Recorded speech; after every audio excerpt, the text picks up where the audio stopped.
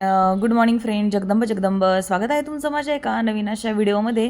तर मागच्या व्हिडिओमध्ये तुम्ही पाहिलं आमचं पुणे तो गावाकडचा प्रवास कसा होता. मी कारमधले नुसती धमाल आम्ही जी केली, गप्पा गोष्टी ज्या मारल्या त्या तुमच्यासोबत मी शेअर केल्या. जनरली मला असं वाटतं सगळेजण प्रवास करताना शहराकडून गावाकडे असू द्या किंवा गावाकडून शहराकडे असू द्या, त्यांच्याही गाडींमध्ये अशाच प्रकारचं वातावरण हे असतंच. जाताना नाश्त्याची खाण्यापिण्याची ठिकाणं शोधत शोधत, वॉशरूमला जाण्याची ठिकाणं, गप्पा गोष्टी, आपल्याला कधी काळच्या गोष्टी किंवा जुन्या पुराण्या म्हणजे गोष्टी, आठवलेल्या गोष्टी ह्या सगळ्यांसोबत शेअर करत करतच सगळेजण प्रवास करत असतील असा माझा प्राथमिक अंदाज आहे. तर काही नाही, आम्ही गेलेलो शेताकडे. आता शेताकडे जाण्याचं कारण असं की तुम्हाला सर्वांचाच ऊस आता जात असेल तर आमच्या शेतामध्ये ऊस होता आणि झालं असं की अर्धा ऊस गेलेला आहे आणि अर्धा ऊस गेलेलाच नाही आहे.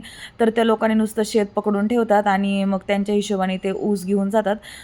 त्यातला हा प्रकार. आता मला यातलं फार काही माहीत नाही. आपलं असतं की गावाकडे गेल्यानंतर जे काही शेतातलं मालमत्ता असेल उचलायची, जेवढी जास्तीत जास्त काळजी मिळेल ते घेऊन यायचं.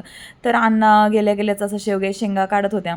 आता आमचं जे शेत आहे ना, ते आमचे जे आईंचे भाऊ आहेत, सख्खे मामा, आणि आमचं शेजारी शेजारी आहे. तर मग ते पण ॲक्च्युली कारखान्यावरती कामाला आहे. त्याच्यामुळे त्यांनाही ते पण सकाळी 7ला जातात, संध्याकाळी 6ला येतात आणि जमलं तसं मग शेतामध्ये येतात. परंतु आमच्या शेतामध्ये मग ऊसच लावलेला आहे आम्ही दोघांनीही. आणि हे पहा, आईने केळीचं झाड लावलं होतं. आईने आणि मेघराजनी मिळून. मेघराज म्हणजे आमच्या आईंच्या भावाचा मुलगा, म्हणजे आमच्या मामांचा मुलगा. तर अशा प्रकारे आहे. आता कोणाच्या मामांचं रिलेशनशिप कसं असतं हे आपल्याला माहीत नाही. पण आमच्या आईंचे जे मामा आहेत ना, ते खूप छान आहेत आणि खूप म्हणजे खूप सपोर्टिव्ह आहेत. तर सगळेच मामा असे नसतात. तर सगळ्यांना असे मामा मिळावं ही ईश्वरचरणी प्रार्थना. आणि मग आमच्या शेजारच्या जे बांदेकरे आहेत ना, तर त्यांनी आम्हाला लगेच त्या त्या या या ज्या मावशी आहेत ना, त्या शेतात दिवस रात्र काम करतात, खूप कष्ट करतात. त्यांची खूप शेती आहे. इथे आमच्या बांधालाच त्यांची शेती आहे. आणि त्यांनी जसं पाहिलं की आम्ही आलेलो आहोत, ते इथे भर उन्हाचं पाईप जोडायचं काम करत होते. लगेच त्या आल्या आणि त्यांनी शेवग्या शेंग फटाफट तोडून दिल्या, ज्या अगदी आमच्या अण्णांनाही पटापट पाडायला जमल्या नाही. त्यांनी एवढे फटाफट शेवग्या शेंगा पाडल्या आणि हे पाईप घेऊन त्या जातच होत्या, काम करत होत्या त्या. मग त्यांनी मला म्हटले की तू चल, आईंना चालता येत नाही तर मी पटापट रानामध्ये जे काय आहे ते देते का. तर मग त्यांना पण काम करायचं होतं. आणि पण त्यांचं असं झालं की आल्यापासून ते आम्हाला हे दे, ते दे, ते दे, ते दे, ते दे, त्याच्या मागे लागल्या. आणि मग काय त्यांचाही दिवस गेला. पण त्यांनी खूप आम्हाला मदत केली आणि सगळेच एकमेकांना अशी मदत करतात. आणि मग त्यांनी अशी कांद्याची पात वगैरे दिली. आता त्यांचं असं आहे, त्यांची 2 मुले आहेत ना, ते पुण्याला आहेत. आणि मग ते दोघेजणच इथे, मावशी आणि काका आहे, ते दोघंजण इथं शेतामध्ये दिवस-रात्र हे शेतामध्ये असतात. मग ते शेतामध्येच असल्यामुळे मग ते भाजीपाला करतात. आता आमच्या शेतामध्ये कोणीच नसतं. मग आम्ही भाजीपाला नाही लावत. जे आपले झाडं उगून आलेले आहे ते झाडं असतात. पण मग भाजीपाला लावायचं म्हणलं की 24 तास मग शेतामध्ये, म्हणजे दिवसाचं प्रत्येक दिवशी शेतामध्ये येऊन पाणी वगैरे देणं, हे देणं, ते देणं आलंच. मग ते काही आम्हाला पॉसिबल होत नाही ना, मामांना पॉसिबल होत नाही. आणि मामी आहे, त्यांचाही स्वतंत्र साड्यांचा बिझनेस आहे. मग त्यांना पण येणं होत नाही शेतामध्ये. म्हणजे आम्हाला कोणालाच येणं होत नाही, म्हणून आम्ही भाजीपाला नाही लावत. तरीही मामींनी थोडा लावला होता. त्यांनी आम्हाला गावाकडे येताना इकडे पुण्याला येताना पाठवून दिलेला. पण त्यांनाही नाही जमत. मग आम्ही कोणीच लावत नाही. आम्ही फक्त अशी ठोक झाडं लावतो.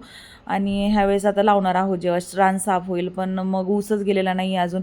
अर्धा ऊस गेला आहे, अर्धा ऊस राहिला आहे. मग तीच पाहणी करण्यासाठी मग आमचे मिस्टर दिघे आलेले का, तर त्यांना यावं लागतं. आणि मग आता ते पुन्हा येतील. पण आम्ही सारखं येत नाही. आमच्या अन्वीचे पप्पा येत राहतात, मधून-अधून चक्कर देत राहतात, की जसं की सांगतात त्याप्रमाणे आम्ही आलेलो. म्हणजे मला यायचं होतं का, तर असं मला कोणीतरी सांगितलं होतं की आपली शेती असते ना, त्याला जर आपला हात लागला ना, तर ती खुश होते, ती जास्त पीक देते. ती म्हणते की तुमचा मालक आला. मग मालकाने हात लावला की शेतीला आनंद होतो. मग तिला आनंद होतो, मग ती जास्तीत जास्त पीक देते. मग आपण नाही गेलो तर मग शेती हिरमुसते की मालक आला नाही वगैरे, मालकाचा हात नाही लागला. असं तसं असतं काही प्रकार आता. तुम्हालाही माहीत असेल, जर तुम्ही कोणी शेतकरी असाल, शेती माहीत असेल तुम्हाला म्हणून असं मध्ये आधी जायचं असतं, आपल्या रानातील कचरा उचलायचा असतो, शेताला हात लावायचा असतो, मातीला, आपल्या धरणी मातीला हात लावायचा असतो, तिला आनंदी करायचं असतं. त्याच्यासाठी वर्षातून नाही, पण वर्षातून महिन्यातून 2 महिन्यातून एकदा चक्कर मारायची असते अशी. तर आम्ही काय करतो ना, प्लॅनिंग करतो फ्रेंड्स, आम्ही जेवण वगैरे सगळं रानामध्येच करतो. आणि मग अशा प्रकारे काय होतं ना फ्रेंड्स, आपण ना इकडच्या हॉटेलचं वगैरे जेवण करतो, पण आम्हाला आहे ना गावाकडचे ढाबे जे असतात ना, त्यांचं जेवण फार आवडतं. अन्वीला त्यांचं पनीर चिली, मंचुरियन किंवा नूडल्स म्हणा, ते लोक खूप छान करतात ना. मग आम्ही ते घेऊन जातो आणि रानामध्ये जेवण करतो. तसं मग आम्ही आमच्या घरून स्वयंपाक नेहमी काही ना काहीतरी बनवून आणतातच. मग अशा प्रकारे त्यांनी बनवून आणलेलं आम्ही घेऊन गेलतो. आणि मग मी अशी लिंब ही करते, तोडती वगैरे.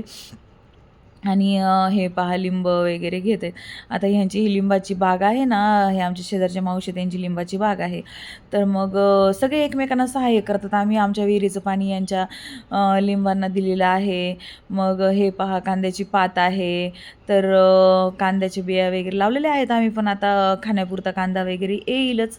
तर मग अशा प्रकारे कांदा वगैरे, कांद्याची पात, भरपूर रानमेवा आम्ही घेतलेला.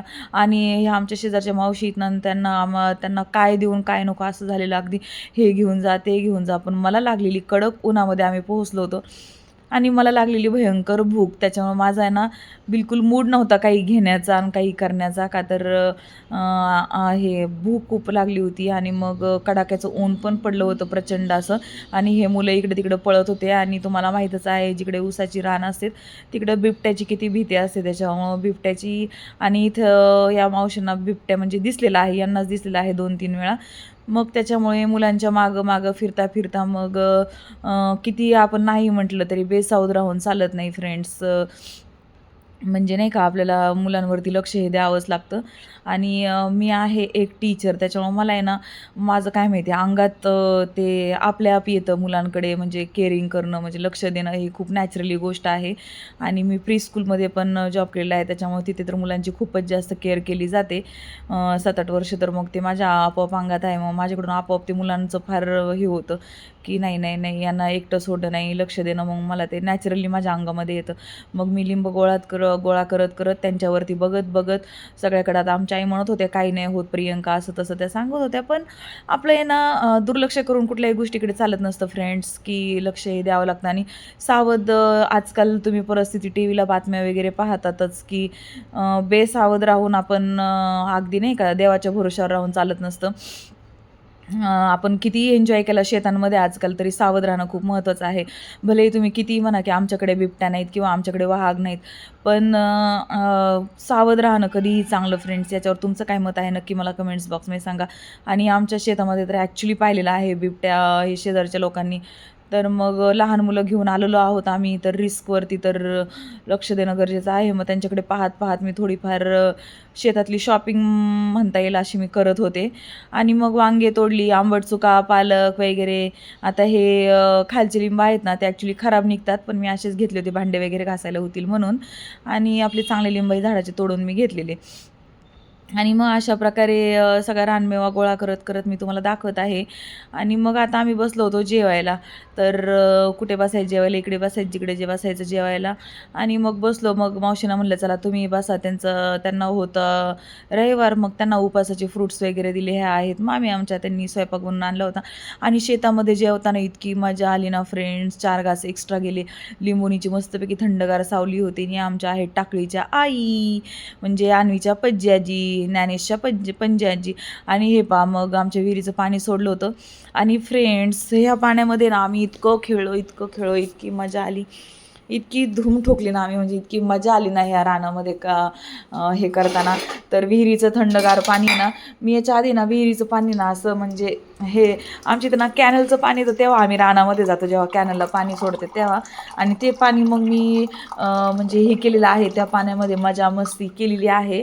परंतु ना विहिरीचं थंडगार पाणी, जेव्हा पाटाचं पाणी म्हणतो ना आपण, ती मोटर चालू केली ती.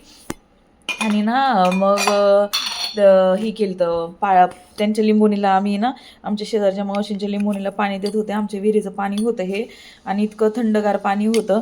तर असं एकमेकांना म्हणजे मदत आपण करतो की आमचं पाणी की आपल्या रानातील काही गोष्टी त्यांना देतो. आता काय होतं ना, आमचं तिकडे कोणीच नसतं, मग ते खूप लक्ष देतात आमच्या प्रत्येक ह्याच्याकडे, प्रत्येक गोष्टींकडे भरपूर लक्ष देतात. मग आम्ही पण त्यांना अशी छोटी मोठी मदत, आपल्याच्याने काय आता एवढी मोठी मदत होत नाही, पण काही छोटी मोठी मदत मग आम्ही त्यांना अशी करतो. मग अशा प्रकारे पाणी चालू होतं.